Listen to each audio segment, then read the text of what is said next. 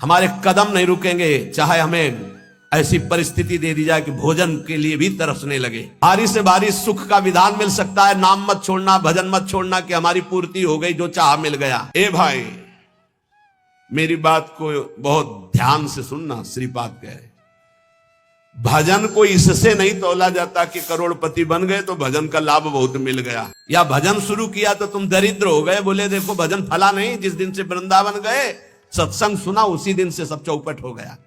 दोनों बातें समझना। महारंकत्वे वा परम विभवे सिंगे पे है। अगर रसिकों के संग का रंग चढ़ेगा तभी इस मार्ग में चल सकते हो, नहीं तो फिसलन ही फिसलन है। महारंकत्व हो सकता है जिस दिन से भजन शुरू करो उस दिन से शुरू हो जाए तुम्हारा पाप का संयोग जो पूर्व जमा हुआ है, क्योंकि नष्ट होकर अब तुम्हें भगवत प्राप्ति करानी है। कल एक साधक भारी रोग से ग्रसित, और वो बोला कि हमें लगता है कोई वैष्णव अपराध बन गया। क्यों? नहीं, ये शरीर में। अरे बावरेपन में हम कह रहे शरीर रोग से ग्रसित है तो बुद्धि को तो स्वस्थ रख ले। बुद्धि रोगी हो गई तो शरीर स्वस्थ होने पर भी महान नरक जैसा उसको दिन और रात व्यतीत होता है, नारकी भोगों का चिंतन करते हुए। कोई अपराध तब बनता है जब अहंकार होता है, ध्यान रखना। और तुम जो सब शरणागत हो, रोज ऐसा मंजना लगता है कि तुम्हारे अहंकार चढ़ पाएगा।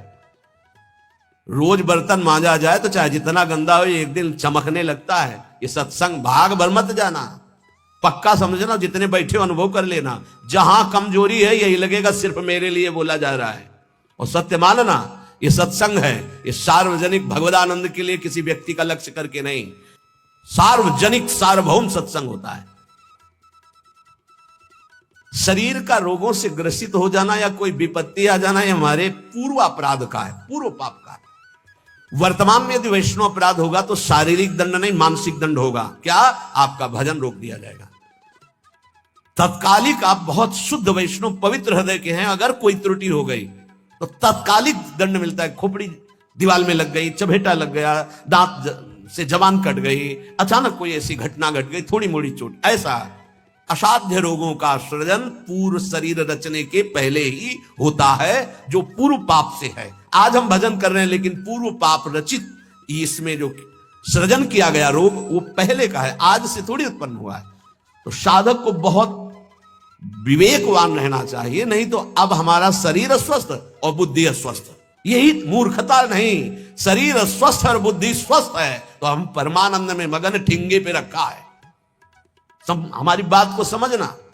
हमारी बुद्धि भगवदाकार है तो पूरे शरीर में कीड़ा पड़े हो, गलता लगाओ तो कुछ फर्क नहीं है। और बुद्धि विषयाकार है तो चाहे एसी में बैठे हो जलोगे, देखा है। इन समस्याओं का समाधान करने के लिए ही अध्यात्म है, रुपया नहीं है, पद नहीं है। समस्त समस्याओं का समाधान अध्यात्म से होता है, विवेक से होता है। ध्यान दीजिए, परमार्थ पे चल रहे हो तो महारंकत्वे वा परम विभवे, और चाहे परम विभवे, ऐसा होता है। ये ना सोचे दोनों बातें होती हैं। एक है चक्रवर्ती सम्राट अम्बरीश जी महाभागवत, और दूसरे चिदर चिदरानी जी महाभागवत, जिनके यहां आते थे पीपाजी सीता सहचरी आते, वो अंदर जाकर अपनी पत्नी से कहते कि आज तो बहुत बड़ा अनर्थ हो जाएगा। उनका क्यों भगवान?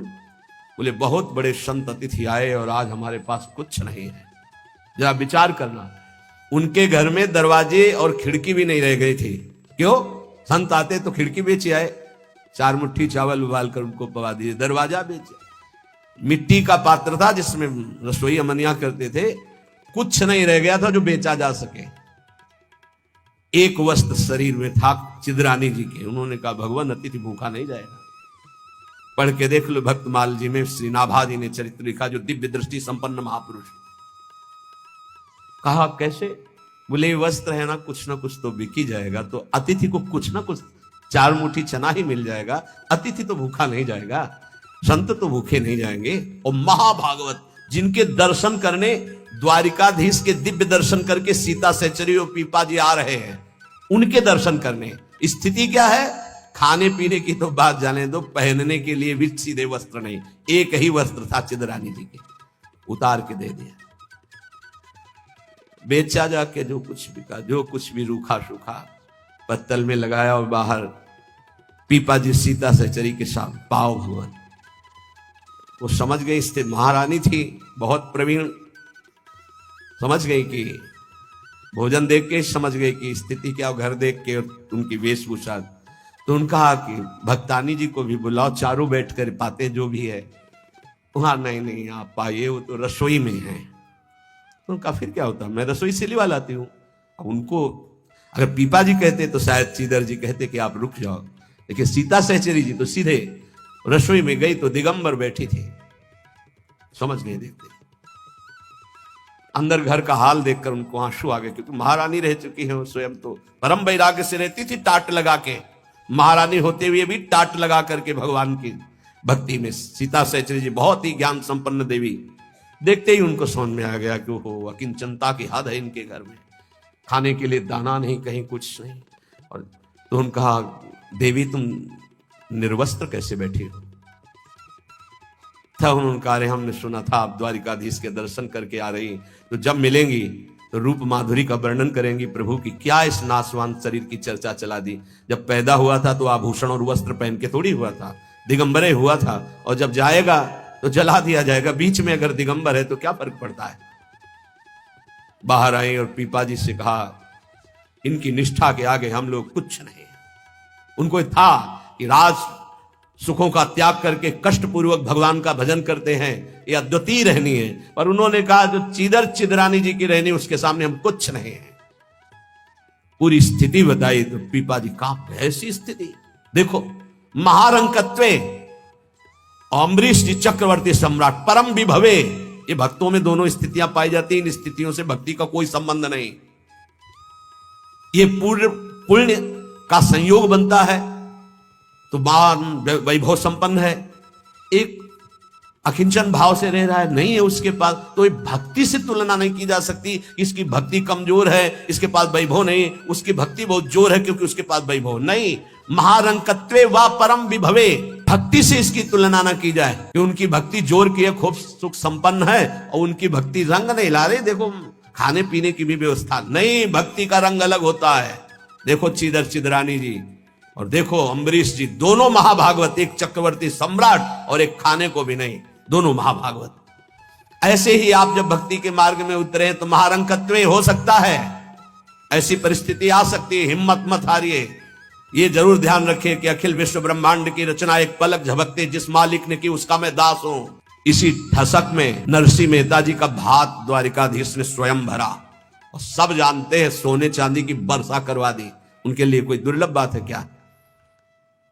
वाह बहुतरे सुखे वा दुखे, भक्ति मार्ग में चल रहे तो हो सकता है सुख विधान चालू हो जाए, हो सकता है दुख विधान चालू हो जाए। ये बीमारी, ये परेशानी, बहुत इसमें हिम्मती चाहिए और सत्संगी चाहिए, तभी आप निकल पाओगे, नहीं तो फिसल जाओगे पक्का। ये मार्ग परम पद का है, 84 लाख योनियों से मुक्त होना खिलवाड़ नहीं है।